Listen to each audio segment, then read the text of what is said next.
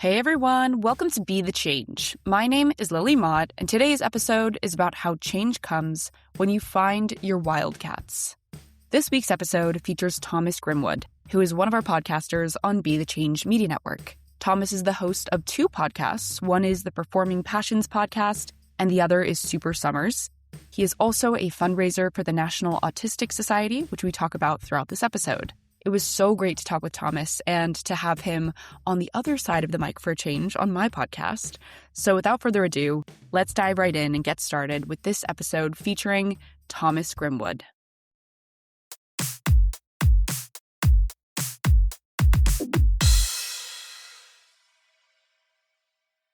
So my name is Thomas Grimwood. I am the podcast host of Performing Passions and Super Summers. I am currently 19 and I am a college student currently studying performing arts, and I'm really passionate about helping young people with things like fundraising. What got you started with a lot of this work? What was the reason that you began? So it was early 2024, and I got very interested in autism because I have it myself and I wanted to learn more about it. And as I was doing it, I came across the National Autistic Society, which is an amazing charity that helps people with autism and their families. And I am now a young campaigner for this wonderful charity. And in 2024, I just thought, I want to help fundraise for it. And I did a walk for World Autism Awareness Week. It's now been updated to a month for past 2 years, and I've fundraised for them for 3 years in a row, and I do plan on doing it again. I'm really passionate about equality and making sure everyone is equal, and I really want to make a positive change in the world. With my podcast, Performing Passions, performing arts is my favorite thing in the world. This helped me through some challenging times, helped me find my people. I believe it's really important to help showcase the magic of performing arts and to get young people involved. And with Super Summers, for young people, summer is such a wonderful, magical time. And I just wanted to share some ways to help them make the best summer possible. I love that, Thomas. That is wonderful. And I think with you, you have so much passion for this work, and you can really see that. You can see how much you love what you're doing. What advice would you have for young people who might be looking for a passion like performing arts, for example, for you, but might not know how to find that passion? Tell me a little bit about that journey for you, finding performing arts, and if you can, share some advice for people who might not have found theirs yet. My advice for people finding their passion, I'd say firstly, look at your local community, like your town, and maybe neighbouring towns as well. See what there is. And I'd recommend to at least try everything, at least 2 weeks or a month, because from my perspective, the first week of something, say you want to try baking and the first week goes really badly. If you try a second week, you could discover you really enjoy it, but you just had a rough first week of trying. For me, with performing arts, we're going way back when I was very young. Prior to this, I dabbled in other things. I did a bit of horse riding, bit of cubs, but I started doing performing arts when I was 9 or 10 with Ariel. And Yeah, my journey has been very wonderful there because I was part of a special needs group who planned out for people with autism and other things like cerebral palsy, which I also have. And I feel like my performing arts journey has really grown, especially post-COVID, which I think is how a lot of people measure events. And I remember in 2022, like I've been doing their exams, which is like monologues, and my tutor suggested I try the Greece workshop, and I tried it, and it was absolutely wonderful. And then I discovered that there's a mainstream group through extreme detective work. And by extreme detective work, I mean looking at a leaflet and watching a DVD. And about a month later, I joined the mainstream group, and it's been absolutely wonderful. And I've done so many more workshops like Grease, Shrek, We Will Walk You, School of Walk, Wind in the Willow, Beauty and the Beast, and High School Musical, which, by the way, High School Musical's my favourite thing, just to get out of there. And I am also now a buddy of the special needs group.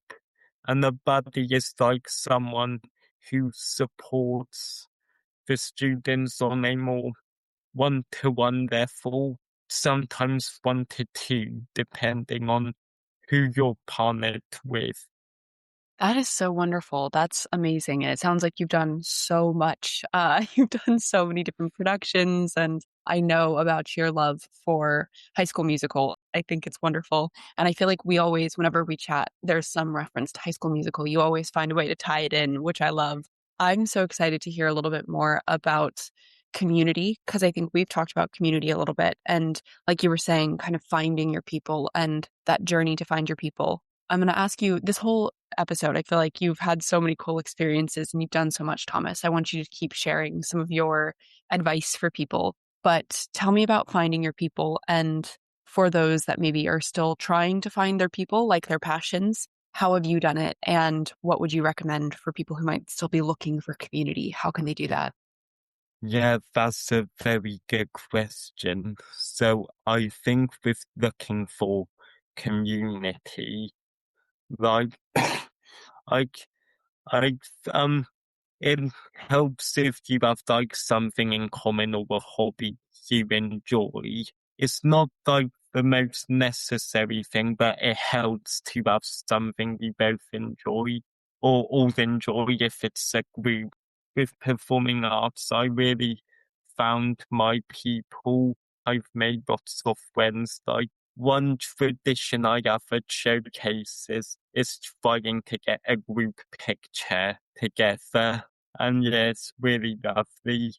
I feel like for me with my academic journey, before the academic year 2025/2026, I did struggle like socially in academic settings.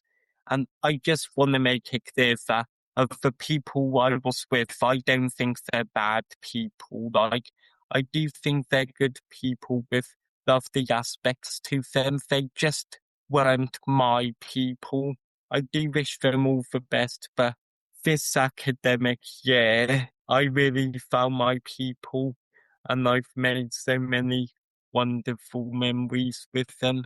So when it comes to finding your people, I say try looking for things in your local community, like their hobbies, like performing arts groups, reading groups, sports teams, and other things like that. And I feel like if you're feeling a bit lonely at the moment, and I feel like you will find your people. It just might take a bit of time. And when you find your people, it's absolutely magical, like when you find your wildcats. I love that. Another High School Musical reference. That's wonderful, Thomas.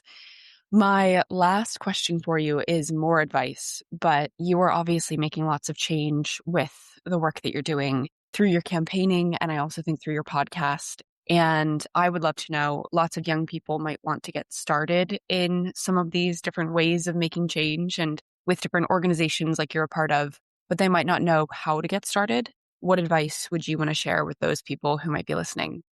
So my advice for people who want to get started is like find something you're passionate about. Like for me, the one thing I'm passionate about is autism.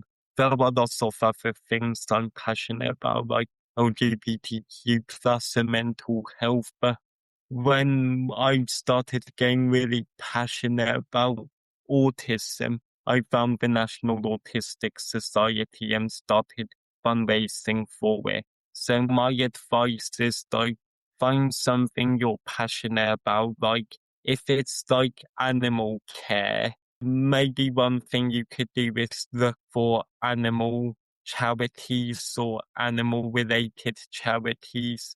See if you can fundraise or get involved with the charity in another way.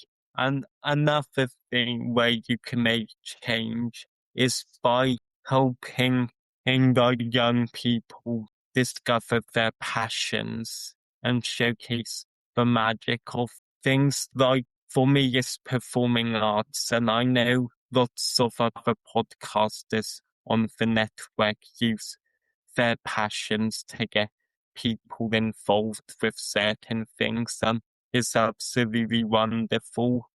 So my advice would be to look in your local community. And I always say this, it's okay to start small. The big, massive things do sound wonderful, but starting small can also make all the difference. And it's like, well, even if you want to do £1,000 fundraiser, but it only gets to 500, it's still a positive change in the community. If you start small, it's like an elevator, you can only go up and up.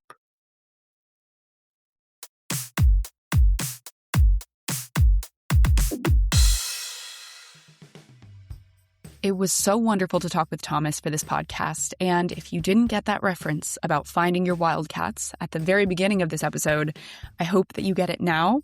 Like I said, all of my conversations with Thomas eventually come back to High School Musical at some point, I feel like. So with this episode being about finding your people, I figured it was the perfect example.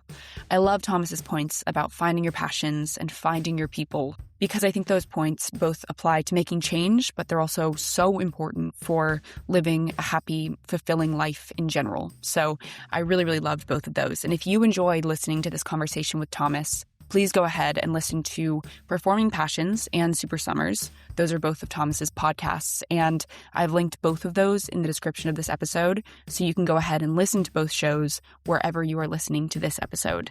With this episode's theme being about finding your community, I have to throw in a little plug about Be the Change Media Network, because that is how Thomas and I got connected.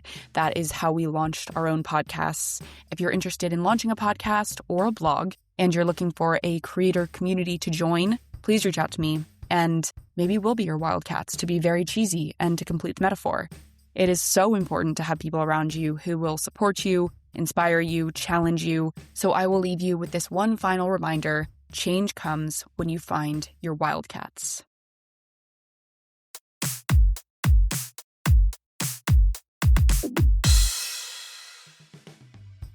Thank you so much for listening to this episode, and you can find Thomas on Instagram, and I included that link in the description. If you want to talk about anything I mentioned, please reach out to me by email at lily@bethechangepodcast.org or on Instagram at bethechangepodcast. If you enjoyed this episode, I would really appreciate it if you could leave the podcast a rating and a comment, because it will help these stories to reach, educate, and inspire more people. And of course, I would love to hear your thoughts and feedback. Tune in for my next episode, but until then, be the change you wish to see in the world. Bye, guys.